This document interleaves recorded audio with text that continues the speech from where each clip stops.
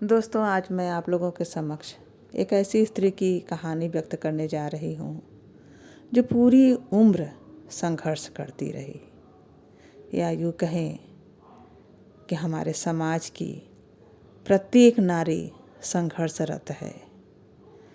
क्या एक स्त्री को उसकी पूरी ज़िंदगी में कभी अपनापन, सम्मान और प्यार मिल पाता है? तो मैं कहूँगी कुछ ही भाग्यशाली औरतें होती होंगी जिन्हें प्यार, सम्मान और अपनापन मिलता होगा। नहीं तो 95% औरतें ऐसी हैं जिनको पूरी उम्र में कभी भी प्यार, सम्मान और अपनापन नहीं मिल पाता है। कभी अगर उन्हें प्यार मिलता भी है तो वो सिर्फ अपने माता पिता से। लेकिन एक कम उम्र में ही स्त्री विदा होकर के दूसरे के घर चली आती है, पति के घर चली आती है, तो वह जो थोड़ा बहुत प्यार, सम्मान उसको मिल रहा था, या यूँ कहें माता पिता का जो भरपूर प्यार और सम्मान मिल रहा था, थोड़े दिनों के लिए वह भी ख़त्म हो जाता है। वह प्यार, सम्मान फिर ससुराल में नहीं मिल पाता। शायद अधिकांश को ऐसा ही होता है। उनमें से ही एक स्त्री की कहानी मैं आप लोगों के सामने व्यक्त कर रही हूँ, जिसका नाम है ज्ञानवती। ज्ञानवती जब छोटी थी, लगभग 3 साल की थी, तभी उसकी माँ गुजर गई। उससे छोटी एक बहन थी, 1 साल की बहन। ज्ञानवती 3 साल की थी, उसकी छोटी बहन उससे 2 साल छोटी थी, 1 साल की थी छोटी बहन। तभी माँ का साया दोनों बहनों के सिर पर से उठ गया। पिता के सामने दोनों बहनों की लालन पालन की जिम्मेदारी आ गई। पिता जो कि स्कूल में अध्यापक थे, प्राइमरी टीचर थे, उनको स्कूल भी जाना है, छोटी बच्चियों का देखभाल करना है, तो उनके लिए मुश्किल होता जा रहा था। उन्होंने अपनी दोनों बेटियों को अपने छोटे भाई के घर पर रख दिया। छोटे भाई पिता के घर से काफ़ी दूर रहते थे, वो सरकारी कर्मचारी थे। उनके घर पर दोनों बहनों को पिता ने रख दिया कि शायद मेरी बेटियों का भविष्य सुधर जाए, कुछ सीख लें अपनी चाची माँ के साथ में रहते हुए। चाची माँ चूँकि पैर से अपाहिज थी, वह अच्छे ढंग से चल नहीं पाती थी। उनको भी ज़रूरत था कि कोई मिल जाए मुझे सहयोग करने के लिए, घर के कामों में सहयोग करने के लिए। दोनों बहनें चाची के घर चली गईं। ज्ञानवती पढ़ने में बहुत तेज़ थी, बुद्धि बहुत तेज़ थी, इसीलिए तो उसका नाम पिता ने ज्ञानवती रखा। पर चाची के घर गई, चाची ने धीरे धीरे उसको कामों में लगा दिया। ज्ञानवती सुबह उठती, बिना कुछ खाए पिए चौका में चली जाती, चौका बर्तन करती, रसोई घर साफ करती। उसके बाद वह नाश्ता बनाने में लग जाती। चाचा को ऑफिस जाना था, सरकारी कर्मचारी थे चाचा, ऑफिस जाना था। चाची के बच्चों को स्कूल जाना था, उनके लिए टिफ़िन तैयार करना था। चाची का पैर जो खराब था, चाची अच्छे से चल नहीं पाती थी, और उसके बाद उसको अपनी छोटी बहन के लिए भी तो नाश्ता बनाना था। ज्ञानवती लगभग 8 साल की रही होगी। घर में सब उसे प्यार से ज्ञानी बोलते थे। ज्ञानवती धीरे धीरे अपने कामों में रमती चली गई। अब वह रोज़ सुबह उठती और बिना चाची के कुछ बोले रसोई घर में चली जाती।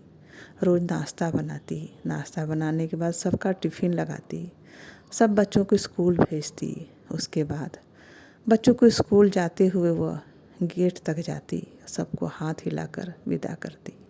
उसके भी मन में आता, मेरी माँ होती तो मैं भी स्कूल जाती, माँ मुझे टिफ़िन बनाती, मेरे बाल संवारती, मैं भी स्कूल जाती। और ज्ञानवती के आँखों में आंसू आ जाते और वह धीरे धीरे फिर से रसोई घर में चली आती। रसोई घर में बिखरे हुए सामान को समेट कर नहाने चली जाती, नहा धो लेती। उसके बाद चाची की आवाज़ आती, अरे ज्ञानवती, मुझे भी जो कुछ बनाया है मुझे भी दे देना, मुझे भी नाश्ता करा दे ज्ञानवती। धीरे धीरे ज्ञानवती चाची के पास नाश्ता लेकर जाती, चाची को भी नाश्ता करा देती। फिर दोपहर के खाने में लग जाती। थोड़ा बहुत मदद चाची भी करा देती थी, यह सोचकर कि बिन माँ की बच्ची है, मेरे पास आई है सहारा के लिए, मैं थोड़ा सा उसका मदद करा दूँ। फिर ज्ञानवती खाना बनाती, सभी के लिए खाना बनाती। सबके खाना खाने के बाद खुद खाना खाती, बर्तन समेटती, बर्तन धोती। उसके बाद बच्चों के स्कूल से वापस लौटने का समय हो जाता। ज्ञानवती सबके कपड़े उतारती, सब बच्चों के जूते मोजे उतारती, उनको खाना खिलाती। उसके बाद बर्तन वगैरह धुलती। सब बच्चे खाना खाकर सो जाते, फिर उठते। फिर ज्ञानवती सबके लिए दूध गर्म करती और सबको दूध पीने के लिए देती। उसके बाद बच्चे अपना अपना होमवर्क करने लगते।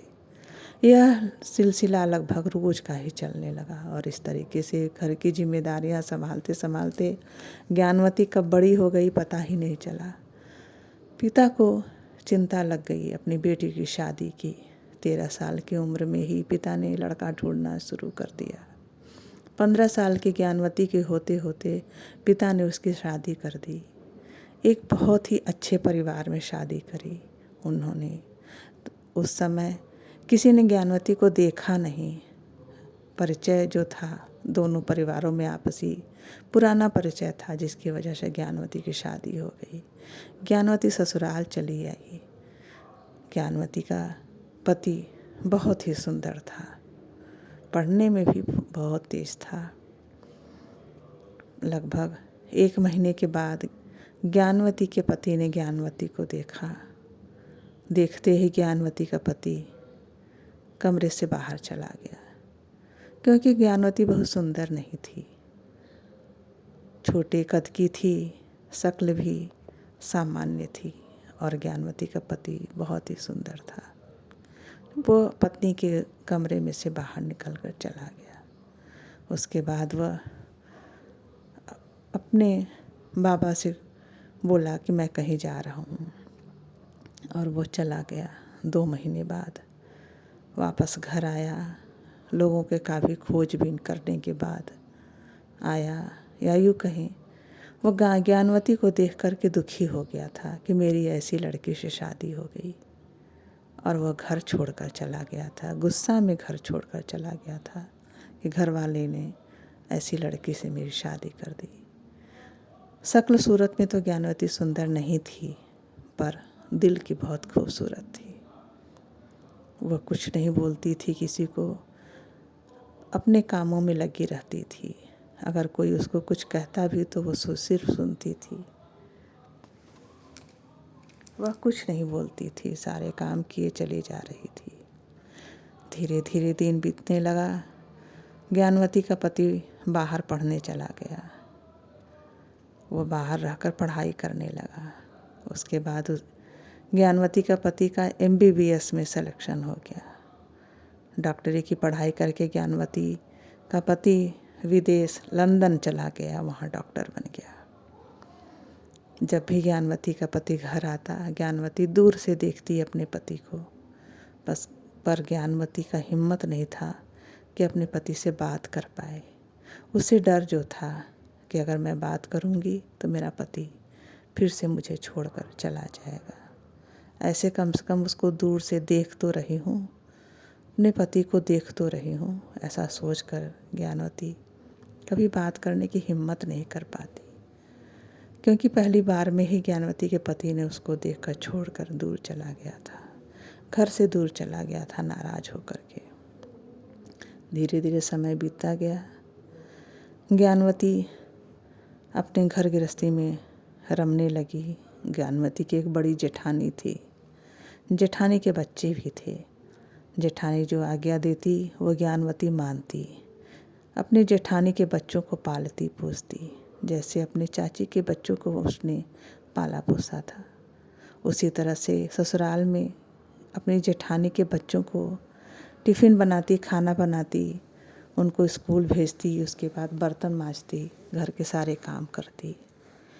ज्ञानवती की जेठानी आराम से सोती और ज्ञानवती कामों में लगी रहती थी। ज्ञानवती के कोई बाल बच्चे नहीं पैदा हुए, क्योंकि उसका पति तो उससे दूर रहता था, कभी उसके पास आया ही नहीं। इसलिए ज्ञानवती को बाल बच्चा नहीं हुए, पर पूरी ज़िंदगी ज्ञानवती अपने परिवार में, अपने ससुराल में बिता दी। सभी लोग उसको बच्चे न होने का भी ताना देते, वो चुपचाप सह लेती। किसी को क्या बताए कि वह तो पति के योग्य है ही नहीं, उसका पति तो उसे पसंद ही नहीं करता। ज्ञानवती पढ़ी लिखी तो थी नहीं, अपने घर में काम करती थी। मुश्किल से वो 3 घंटा ही सो पाती थी। रात में सभी के सो जाने के बाद वह खाना खाती और बर्तन मांजती, घर के काम करती, फिर वह सोती। फिर जेठानी उसको 3 बजे भोर में ही उठा देती, क्योंकि जाँत जो चलाना था, चक्की जो चलाना था, गेहूँ पीसना था, दाल पछोड़ना था, चावल पछोड़ना था, चावल चुनना था, घर के बहुत सारे काम थे जो ज्ञानवती को करना था। वह काम करती रहती थी और सब सोते रहते थे। धीरे धीरे समय बीतता चला गया। ज्ञानवती के जो पति थे वो दूसरी औरत के चक्कर में पड़ गए। वह दूसरी औरत, उसके भी 2 बच्चे हुए। अब ज्ञानवती को वह बुलाने लगे। पति जो थे ज्ञानवती को बुलाए अपने पास। अपनी जो दूसरी पत्नी थी उसके बच्चों का देखभाल जो करना था, ज्ञानवती अपने पति की दूसरी पत्नी के पास गई। उसके बच्चों को टिफ़िन बनाती, उसके बच्चों को स्कूल भेजती, वहाँ भी काम करती। धीरे धीरे ज्ञानवती के दूसरी पत्नी के बच्चे भी बड़े हो गए और अपनी अपनी नौकरी में लग गए। अब ज्ञानवती को किसी को ज़रूरत नहीं थी, किसी को भी ज्ञानवती की ज़रूरत नहीं थी। ज्ञानवती वापस अपने ससुराल आ गई। धीरे धीरे समय बीतता चला गया। ज्ञानवती अब बूढ़ी हो गई थी। अब वो किसी काम लायक नहीं थी, उससे कुछ काम नहीं हो पा रहा था। पति कभी उससे बात नहीं करता था। ज्ञानवती को कभी कोई इच्छा होती कि मुझे भी ऐसी साड़ी मिल जाती तो मैं पहन लेती, पर वह कभी किसी से कह नहीं पाती थी। कभी कुछ खाने की इच्छा होती तो वह किसी से कह नहीं पाती कि मुझे ये मिल जाता तो मैं खाती। समय धीरे धीरे बीतता चला गया। अब ज्ञानवती का शरीर एकदम जर्जर हो गया था। घर के एक कोने में ज्ञानवती को देख कमरा दे दिया गया। दिन भर वहीं पड़ी रहती, न कोई आगे न कोई पीछे। कभी कोई उसके रूम में, उसके कमरे में झांकता नहीं था कि ज्ञानवती को कुछ चाहिए। उसके बेड के बगल में एक जग पानी और एक गिलास रखा रहता था।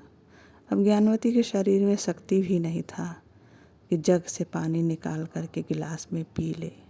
कभी कभी तो बहुत देर तक प्यासी ही रह जाती थी। बाद में किसी तरह एक काम वाली को लगा दिया गया।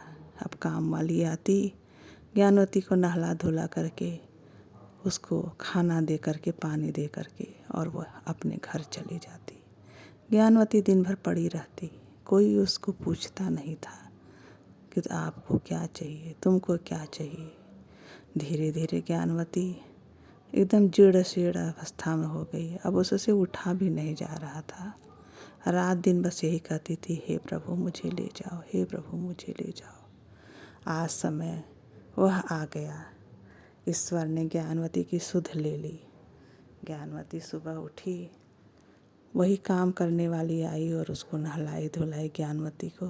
ज्ञानवती सोई थी। ज्ञानवती ने कहा, मुझे थोड़ा सा पानी पिला दे। काम करने वाली ने ज्ञानवती के मुंह में पानी डाला, तुलसी का पत्र डाला और ज्ञानवती के प्राण पखेरु उड़ गए।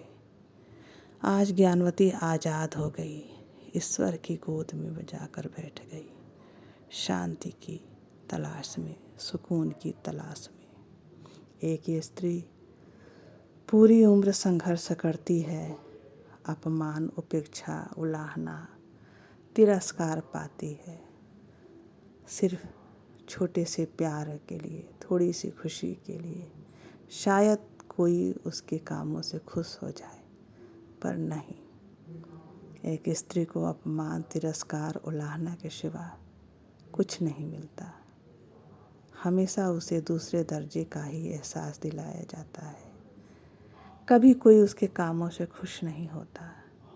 सिर्फ स्त्री को एक घर के काम करने वाली स्त्री समझा जाता है। स्त्री का कर्तव्य है कि वो